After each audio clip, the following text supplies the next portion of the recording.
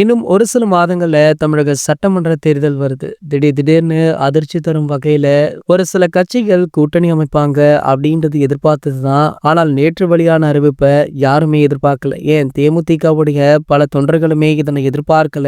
அந்த அளவிற்கு இந்த செய்தி பலருக்குமே அதிர்ச்சியாக இருக்கு. அதாவது தேமுதிக திமுகவுடன் கூட்டணி அமைச்சது தான் இந்த தகவல். இதனடுத்து பாத்தீங்கன்னா தேமுதிகவை சேர்ந்த பலருமே இந்த முடிவிற்கு எதிர்ப்பு தெரிவிச்சிருந்தாங்க. இருந்துமே பிரேமலதா விஜயகாந்த் அவர்கள் இந்த முடிவெடுக்க என்ன காரணம் அப்படின்றது தான் இன்னமுமே பலருக்கும் தெரியல. காரணம் என்ன அப்படின்னு பாத்தீங்கன்னா திமுக ஒரு சில ஆண்டுகளுக்கு முன்பாக நடிகர் வடிவேலு அவர்களை வைத்து கேப்டனை மிகவும் அவமரியாதையாக பேசியதே அந்த கட்சி தான். திமுகவால கேப்டன் விஜயகாந்த் அவர்கள் பல அவதைகள் பட்டிருக்காரு. இதனை தேமுதிகவே பல மேடைகள்ல சொல்லியிருந்தது. இருந்துமே தற்போது திமுகவுடன் கூட்டணி அமைப்பது ஏன் அப்படின்னு பல கேள்விகளுமே இருந்துட்டு இருக்கு. இதற்கிடையில பாத்தீங்கன்னா சமீபத்துல தேமுதிகவுடைய மாநாடு மிக பிரம்மாண்டமாக நடத்தப்பட்டது. அந்த மாநாட்டுல கூட தேமுதிகவுடைய விஜய பிரபாகரன் அவர்கள் விஜய் அவர்களுக்கெல்லாம் அட்வைஸ் பண்ணியிருந்தாரு. மேலும் திமுகவை எதிர்த்துமே அந்த மேடையில குரல் கொடுத்திருந்தாரு. இப்போது எங்கே போச்சு உங்களுடைய வீரம் அப்படின்னு தற்போது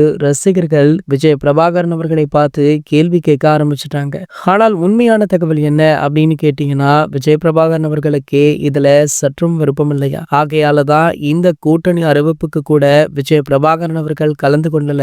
அவங்க வெளியிட்ட எந்த புகைப்படத்திலுமே விஜய் பிரபாகரன் அவர்கள் இல்ல. சோ ஆகையால அவருக்குமே இதுல விருப்பம் இல்லையாம். சமீபத்துல பாத்தீங்கன்னா விஜய் பிரபாகரன் அவர்கள் தளபதி விஜய் அவர்களை சந்தித்து இது பற்றி பேசி உள்ளதாக சொல்லப்படுது. ஆகையால தாவேகா கட்சியில விஜய் பிரபாகரன் அவர்கள் இணைவாரா அப்படின்ற கேள்வியுமே எழுந்திருக்கு. இது போன்ற செய்திகளை பத்தி நீங்க உடனே தெரிஞ்சுக்க நம்மளுடைய சேனலை மறக்காம சப்ஸ்கிரைப் பண்ணிக்கோங்க.